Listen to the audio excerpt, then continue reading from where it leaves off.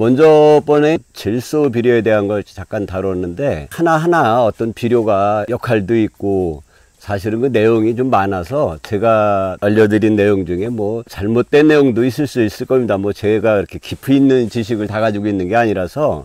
그래서 이제 질소는 먼저 알려드린 대로 가장 많이 쓰기도 하고, 어떻게 보면 이제 식물을 자연 상태에서 자란다든가 아니면 사람이 재배를 해서 키울 때 질소 비료 하나만 가지고도 사실은 웬만한 식물들은 다 키울 수가 있거든요. 그것도 아주 현저하게 불과 한 4, 50년 전만 해도 이렇게 화학 비료 같은 것을 뭐 있기는 한데 이렇게 많이 사용하지 못할, 보급이 좀 덜 됐기도 하고 비용 부담도 있고 뭐 농업 현실이 화학 비료가 있어도 사용을 못할 정도로 좀 열악했던 시절이 있었겠죠. 대체로 지금도 많이 그렇지만 질소 비료 하나만 있어도 현저히 생산량이라든지 뭐 품질을 좋게 만들 수 있는 조건이 되거든요. 그러니까 비료에 대해서 잘 모르시는 분들은 비료하면 그냥 질소 비료가 비료인가 보다라고 생각하시는 분들 많이 계실 겁니다. 그런데 먼저 이제 질소 비료에 대해서 제가 설명을 해드리다가 한 가지 이렇게 빠뜨린 게 있어서요. 대기 중에 있는 질소가 식물들이 바로 흡수할 수가 없거든요. 이게 물에도 녹지를 않고, 뭐 아시겠지만 질소를 액화시키거나 아니면 이렇게 어떤 고체화 형태로 만들려면 영하 100도, 자외선 굉장히 낮은 온도래야 이게 기체 상태에서 액체나 고체 상태로 이렇게 변하잖아요. 그래서 질소를 이게 고착시키기가 굉장히 어려운데, 사실은 그 고착시키는 식물도 있습니다. 이런 게 이제 보통 콩과 식물이라는데, 이제 콩 중에 뭐 모든 콩이 다 그런 게 아니라 우리가 아는 이제 메주콩이라든지 뭐 서리태 콩이라든지 이런 걸 이렇게 뿌리를 뽑아 보면 요 뿌리에 그 뿌리혹 박테리아라는 게 있어요. 얘들이 그 대기 중에 있는 질소를 고정을 해줍니다. 그래서 식물이 흡수할 수 있게, 우리가 이렇게 보면은 종양이나 막 이런 거 생긴 것처럼 이렇게 그 콩과 식물들 이렇게 뿌리를 뽑아 보면 이 뿌리 근처에 이렇게 뿌리혹 박테리아가 있어서 질소 비료를 주지 않아도 콩들은 대기 중에 있는, 뭐 콩 말고도 있을 겁니다. 제가 아는 거는 이제 이거밖에 없어서 대기 중에 있는 질소를 뿌리혹 박테리아가 이렇게 고정을 해서 흡수를 시켜주는 식물이 있기는 한데, 이런 콩과 식물이라고 해서 이 정도 뿌리혹 박테리아에서 고정해주는 정도 질소 가지고는 그래도 부족하더라고요. 물론 토양 안에 어느 정도 유기물이 있으면 콩과 식물은 비료를, 특히 이 질소 비료를 주면 너무 그 키만 웃자라서 도복이 된다거나 아니면 이렇게 너무 웃자라서 콩이 많이 안 열리기 때문에 질소 비료를 많이 시비하진 않는데, 척박한 토양이면 아무리 뿌리혹 박테리아가 질소 고정을 해줘도 이런 경우에는 이제 약간의 질소뿐만 아니라 이제 인산갈이 포함되어 있는 복합 비료 시비를 약간씩 하는데, 보통은 약간은 해줘야 돼요. 그러니까 우리나라 토양이 그 토양 안에 거름기가 별로 없거든요. 아주 특이한 경우 아니면 별로 없어요. 그러니까 내가 한 수년간 이 토양에 비료를 시비했다면 그러면 그 잔류 비료가 있기 때문에 안 줘도 되겠지만, 축분이라든지 유기물 퇴비가 됐든 화학 비료가 됐든 이런 비료를 전혀 이렇게 주지 않았던 이런 밭에는 약간의 시비는 해줘야 되고, 저희가 그 작물 중에 그래서 콩, 그 다음에 이제 이게 참깨, 이런 종류는 비료에 약해요. 그러니까 비료가 조금만 세면 저만 자라지 열매를 잘 맺지 않기 때문에 비료를 잘 주지 않지만, 이런 경우도 아주 척박한 토양인 경우에는 약간씩은 줘야 되겠죠. 그래서 요거 하나 말씀을 드리고, 또 그 전에 제가 그 한 가지 빼먹었는데, 왜 관행농에서 이제 질소 비료를 제가 요소나 아니면 유한 같은, 유한 이제 암모니아태 질소라 했죠. 이런 것을 많이 주지만 저희가 수경에서는 이걸 잘 안 쓴다 그랬잖아요. 뭐 쓰기는 씁니다. 유한 가끔 쓸 때도 있는데, 수경에서 주로 쓰는 것은 질산태 질소하고 암모니아태 질소가 거의 반반 정도 들어있는, 이게 이제 진짜 속효성 비료죠.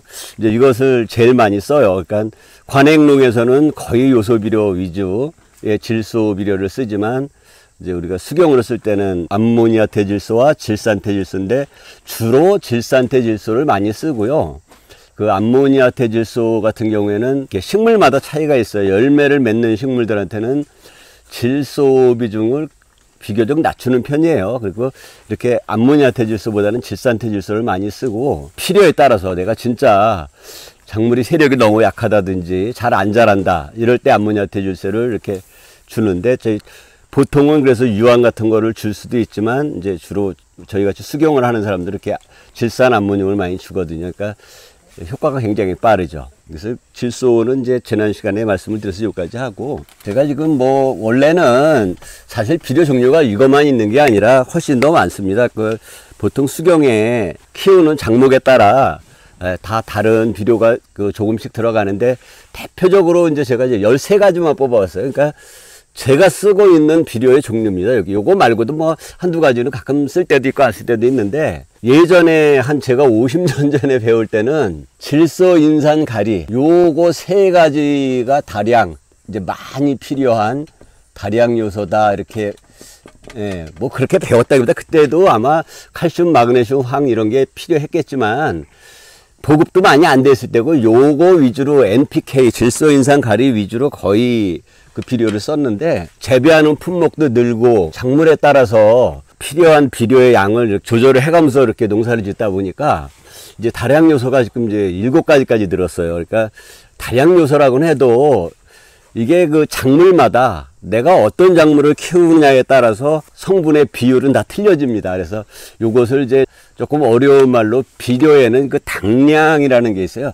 이게 수경을 하지 않으면 당량을 알 필요는 없는데, 이 당량이 뭐냐면 비료마다 이걸 정한 거예요. 요게 이제 몇 당량이라는 그 당량이 있는데, 당량비라 그래서 작물마다 이 당량비가 당연히 다 틀릴 거 아닙니까? 어떤 작물은 질소가 많이 필요하고, 어떤 작물은 뭐 인산이나 가리, 칼슘, 마그네슘 이런 이제 각각 비료마다 성분비가 틀려요. 그래서 저희가 이제 그 작물을 수경을 이렇게 재배하기 전에 이렇게 그 수질 검사를 합니다. 수질 검사를 하는 이유가 있어요. 그 물은 지역마다 다 틀리고 계절마다도 틀리고 어떤 그 심도에 따라서 그 수질은 다르거든요. 그런데 그 양액 처방을 받으려면 이 수질 검사를 꼭 해야 돼요. 왜냐하면 수질이 다르면, 수질이 다르다는 건 이 물 안에 철이라든지 뭐 어떤 비료의 성분 이런 것이 다 조금씩 들어있단 말이에요. 그러니까 이 들어있는 거를 합산해서 이 당량비를 맞춰주는 게 양액 처방인데, 표준 처방이라는 게 있어요. 이게 뭐냐면 수돗물이라 해도 그 상수원이 한강이냐 아니면 낙동강이냐에 따라서 차이가 있겠지만, 어쨌든 이제 수돗물은 어느 정도의 저기가 나와 있기 때문에 표준 처방을 그래서 수돗물을 기준으로 많이 하는데, 모든 식물한테는 그 식물이 자라기에 적당한 당량비라는 게 있죠. 토마토를 키운다 그러면 질소는 몇 프로, 인산 몇 프로 이렇게 각각 그 비료의 성분의 비율이 나눠져 있거든요. 그걸 수질 검사해서 그 물 안에 들어있는 요소들하고 합쳐서 이렇게 처방이 나오는데, 보통 이제 관행농으로 농사를 질 때는 그 처방이 없이 보통 농사를 짓지만, 이런 원리를 조금 아시면 도움이 되실 겁니다. 그러니까 단연간 농사를 지면서 축적된 어떤 성분이 뭐가 있는지, 또 뭐가 부족한지를 알면은 화학 비료를 주든 유기물 비료를 주든 부족한 것을 채워줄 수가 있기 때문에 이제 도움이 되겠죠. 근데 특히 이제 수경 같은 경우는 그 물에 따라서 그 처방이 달라지고, 또 이 작물에 따라서 달라진다 그랬잖아요. 근데 작물마다 이게 다 틀린데 추세라는 게 있어요. 그러니까 옛날에는 질소 비중이 압도적으로 높았다가 지금은 이제 칼슘이나 마그네슘, 황의 비중이 점점점 높아지는 추세거든요. 그러니까 이게 왜 그러냐면은 열매를 키우는 작물인 경우에 시간이 지나면서 처방이 바뀌는 거죠. 이렇게 농민들이 재배하면서 아니면 연구원들이 연구를 하면서 보니까 이 당량비가 변했어요. 그래서 예전에 제가 그 20년 전에 배웠던 그 처방과 지금 처방은 그 당량비가 변해서 많이, 근데 앞으로도 변할 겁니다. 그런데 이제 작물마다도 그렇고 시간이 지나면 이제 새로운 처방이 그래서 또 나오죠. 그런데 칼슘 비료라는 개념이 없었고, 토양계량제로해서 이제 그 석회라 그러죠. 석회. 이게 칼슘입니다. 영어로 하면 칼슘인 거예요. 그죠? 요거를 진짜 잘 하셔야 돼요. 우리가 관행농업을 하는데, 이제 석회도 그냥 석회가 있고, 뭐 석회 고토도 있고, 고토는 이제 이게 마그네슘이죠. 다른 화합물로 석회 지금 단비로 나오는 게 아니라 규산 석회라든지 이런 그 석회의 종류가 많은데, 우리가 그 관행농을 하시는 분들한테 옛날에는, 지금도 이렇게 보급이 되는지 모르겠어요. 토양 개량하라고 거의 공짜 아니면 지금도 굉장히 저렴한 가격에 이게 이제 보급을 하는데, 이게 왜 그러냐면 이제 석회석 광산이나 이런 데서 분리하고 남은 찌꺼기들이기 때문에, 예를 들어서 우리가 황 같은 경우도 마찬가지잖아요. 황도 대체로 뭐 천연황도 있지만 지금 보급되고 있는 황의 대부분은 그 석유를 정제할 때 나오는 황이거든요. 그래서 이게 말하자면 폐기물이죠. 그런데 그걸 이제 재활용하는 거죠. 이렇게 정제해서. 그런데 석회도 마찬가지예요. 그래서 질소든 인산이든 가리든 칼슘이든 이렇게 지금 입상으로 나오는 이 보급되는 이런 저렴한 이 비료들은 거의 물에 녹지를 않습니다. 이게 무슨 얘기냐? 물에 녹지 않는다는 건 거의 흡수가 안 된다는 거죠. 효과가 없냐? 그렇지는 않습니다. 효과가 있는데 pH를 높여주죠. 석회가. 그러니까 이게 사실 중요한 거거든요. 내가 토양에 염이 많이 쌓여 있거나 좀 오염이 되어 있을 때 이 pH를 높여주면, pH가 이제 6.5가 중성이라 그랬잖아요. 그러면 이 토양이 내가 화학 비료를 많이 준다거나 어떤 오염원이 생기면 이 pH가 한 뭐 5.0 막 이렇게 떨어져요. 이러면 작물이 잘 안 됩니다. pH가 이러면 이 칼슘 흡수도 안 되고 작물이 잘 안 자라요. 염도, pH가 5.0이라는 건 염이 많이 쌓였다는 얘기거든요. 그러니까 그 토양이 굉장히 좋지 않은데, 그래서 토양 개량제로 이렇게 석회 여러 가지 혼합물이 되어 있는, 논이 됐든 밭이 됐든, 논에는 주로 그 도복을 이제 좀 방지하려고 또 석회를 많이 주긴 한데, 특히 규소가 그래요. 그래서 이 석회가 이렇게 pH를 높여주고 다 좋은 조건을 이렇게 토양을 만들어주기는 하는데, 이거 아마 농진청에서도 실험한 결과가 있을 거예요. 이 석회를 예를 들어서 내가 20kg를 1년 동안 물에 담가놔도 1%도 녹질 않는 거예요. 효과가 없다는 게 아니라, 이게 싼 대신에 여러분들이 생각하시는 적은 양을 뭐 솔솔 뿌려서는 거의 그 칼슘의 비료로서 역할을 할 수가 없고, 토양도 별로 개량되질 않아요. 그런데 이렇게 보니까 이 토양 개량제를 작물하고 맞지 않는데 많이 과다 시비를 하는 경우가 있더라고요. 이게 예를 들어서 이런 겁니다. 규소라든지 고토도 그렇고 석회도 그런데, 이게 너무 과다 시비를 해버리면 석회 자체가 뭐 많이 있다고 해서 크게 뭐 작물이 잘못되는 건 아닌데, 석회가 내가 뿌리 그대로 있으면 괜찮은데, 예를 들어서 1%도 물에 녹지는 않지만 이게 이제 일부 녹아서 다른 화합물이 돼요. 그러면 그 토양을 이게 불용화된다는데, 이것도 마찬가지로 굉장히 큰 문제거든요. 내 토양에 물이나 그 토양 안에 그런 이제 이렇게 칼슘하고 쉽게 결합될 수 있는 이온들이 많으면 이렇게 다른 이온들하고 결합을 해서 불용화되는 경우가 있어요. 그리고 이 농도가 높아지면 작물이 잘 안 자라거나 심지어 이렇게 뭐 고사하는 경우도 있죠. 그래서 너무 많이 뿌려도 안 되지만 이런 종류의 석회는 칼슘이긴 한데 뭐 어정쩡하게 뿌려가지고는 그 칼슘의 효과를 보기 어렵다. 거의 물에 안 녹습니다. 토양을 개량하는 용도로 줄 수 있죠. 그런데 아마 기대하는 것만큼의 줘도 효과가 안 나올 수도 있다. 그래서 생각보다 많이 줘야 된다 생각하시면 되고, 주로 이제 그 석회가 이렇게 규소가 들어가 있는 이 석회들은 사실 그 논에다가 주는 거거든요. 규산석회나 석회고토 이러면 밭에 줘도 되는데, 이 규소는 밭작물에는 그렇게 꼭 필요한 건 아니에요. 이게 마찬가지로 규소 상태로는 흡수가 안 되니까 이제 규산을 많이 쓰는데, 이게 대를 튼튼하게 해서 그 도복을 방지해. 그러니까 우리가 자연에서 규소는 쉽게 얻을 수 있어요. 그러니까 칼슘하고 규소는 연관성이 굉장히 많은 거죠. 뼈대를 강건하게 하고 도복 방지를 위해서 규소를 쓰는데, 이게 가장 많이 들어있는 게 볏짚이나 왕겨라고 있어요. 벼를 이제 도장한 겉껍데기, 여기에 이 규소가 굉장히 많습니다. 그래서 이런 것은 작물에 따라, 예를 들어서 내가 가을에 마늘을 심고 위에다 왕겨를 이렇게 많이 덮어준다든가, 뭐 고추밭이나 일반 채소에 뭐 왕겨를 많이 준다 해서 큰 해는 없는데, 열매를 맺는 이 채소하고 규소는 이게 조심했어야 됩니다. 저도 그 전에 해봤는데, 딸기밭에 짚하고 이렇게 왕겨를 좀 넣어주고, 예전에는 이제 그래서 토양을 좀 이렇게 좋게 만들려고 해마다 이제 산소 공급도 해야 되고 그러니까 이걸 넣어줬는데, 이걸 어느 양반이 좀 과하게 왕겨를 넣었더니 딸기가 탈색이 돼요. 그러니까 색이 익었는데 흐옇고 뻘겋게 되질 않는 거죠.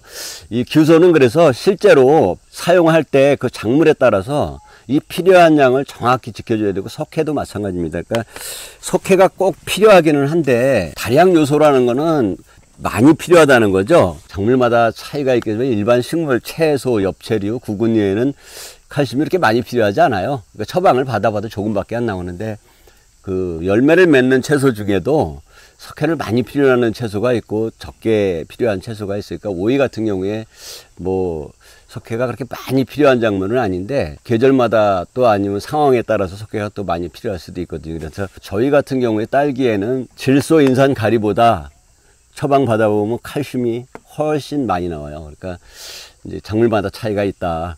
왜냐면 상품성 때문에 식물이 자라는데 석회가 요 정도 양이 있으면 이상적이다, 이런 개념보다는 식물이 자라서 열매를 맺어서 상품과가 많이 열리거나 크게 잘 자라는 이제 처방이 이런 쪽으로 바뀌다 보니까 이 석회, 마그네슘, 이런 비중이 이제 황이나 이런 비중이 높아지고 있죠. 그런데 이 석회는 이완 칼슘이라는 말을 많이 쓰니까, 이 칼슘은 진짜 그 어려운 부분이 이겁니다. 이게 과부족이 심해요. 그래서 칼슘이 결핍이 많이 오죠. 이제 칼슘 과다는 흔히 못 보셨을 거예요. 칼슘 결핍이라 그러는데, 칼슘 결핍은 사실은 칼슘 결핍이 아닐 수가 많아요. 토마토라든지 고추라든지 칼슘 결핍이란 말을 가장 많이 듣고, 시중에 그 아는 영양제 중에 아마 가장 흔한 것이 칼슘이 섞여 있는 이런 영양제가 제일 많을 겁니다. 그리고 연면 12알하고 제일 많이 권하는 비료이고요. 근데 여러분들 그 칼슘 비료를 연면 12를 하는 게 좋을까요? 안 좋을까요? 제가 권하기로는 칼슘은 이동이 자유롭질 않아요. 이동이 잘 안 된다. 내가 만약에 칼슘을 잎에다가 뿌려줬어. 연면 12를 했단 말이에요. 이동을 안 해요. 거기 있습니다, 그냥. 그러면 칼슘 결핍이 와서 내가 칼슘을 잎에다 뿌렸는데 이동을 안 하면 연면 12한 효과가 없을 거 아니에요. 뿌리에다가 줬어요. 칼슘을 이제 뭐 물에 타서 줘야 되겠죠.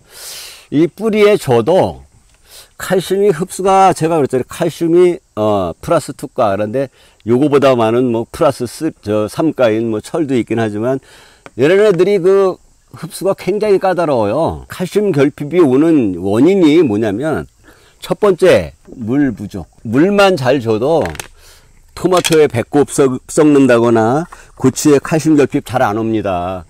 물이 부족하면 칼슘이 있어도 흡수가 안 돼요. 이 자연 상태의 토양이나 물에도 칼슘이 조금은 있어요. 물론 조금 부족하겠지만 그것 때문에 칼슘 결핍이 오는 일은 많지 않습니다. 그러니까 두 번째, 이게 사실 조금 어려운 말일 수도 있는데, 아까 말씀을 드렸죠. 그 이씨가 문제예요. 이씨. 토양이나 물에 그 농도가 무슨 농도가 짙냐, 이건 다 틀리죠. 비료의 농도가 짙든 염의 농도가 짙든 이씨가 높을 때 이 칼슘 흡수가 잘 안 돼요. 이씨가 그냥 높은 건 괜찮은데, 이게 높은 게 예를 들어서 내가 염이 많이 쌓여 가지고 이씨가 막 5가 넘어가고 이러면 칼슘 흡수 잘 안 됩니다. 염이 많이 쌓이면. 근데 이 이씨보다 더 나쁜 거 있어요. 이제 pH랄이죠. 이 칼슘은 pH 6.5가 중성이라고 볼 때 5.8 아니면 뭐 이런 정도는 물만 잘 주면 괜찮아요. 이거보다 낮으면 이 흡수가 잘 안 됩니다. pH가 낮으면 흡수가 안 돼요. 이 칼슘은 또 하나 온도. 당연한 거죠. 온도가 낮으면 흡수가 될 수가 없죠. 잘 안 됩니다. 그러니까 그 낮은 게 얼마큼 낮으냐. 그게 뭐 작물마다 차이가 있는데, 보통 이제 저희가 영상 8도를 기준으로 해서 영상 8도보다 낮으면 이렇게 잘 흡수가 안 되는 거로 보통은 아는데, 뭐 작물마다 틀립니다. 이거는 이제, 그래서 이건 뭐 몇 도 이렇게 말씀드릴 수는 없고, 대체로 온도가 많이 낮아지면 흡수가 잘 안 돼요. 그러면 이 칼슘을 내가 아무리 많이 줘도 이씨가 높거나, 이 이씨는 그냥 뭐 염이라든지 이런 이제 다른 비료의 성분이 이렇게 많아서 올라갔을 때, 그러니까 또 이렇게 pH가 낮다든지 온도가 낮다든지, 이러면 칼슘이 흡수가 안 됩니다.